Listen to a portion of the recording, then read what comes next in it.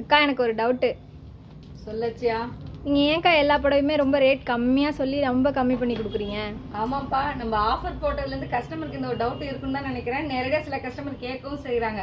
நம்ம ஆஃபர் போட்டதுக்கு ரீசன் என்ன தெரியுமா? எங்கள் அம்மா எப்பவுமே ஒரு விஷயம் சொல்லியிருக்காங்க, ஒரு பொருள் ஒருத்தவங்க கொடுக்குறோம் அப்படின்னா அது கெட்டு போகிறதுக்கு முன்னாடியே கொடுத்துடணும். அப்படி கொடுத்தோன்னு வச்சுக்கோங்களேன், வாங்குற அவங்களும் சந்தோஷமா இருப்பாங்க, கொடுத்த நம்மளும் சந்தோஷமா இருப்போம். இப்போ நம்ம நிறைய நியூ ஸ்டாக் வர்றதுக்கெல்லாம் நம்ம என்ன பண்ணுவோம், இந்த ஸ்டாக் அப்படியே எடுத்து நம்ம ஓரமாக வச்சுருவோம். கஸ்டமருக்கு நிறைய நியூ ஸ்டாக் தானே காட்டுவோம்.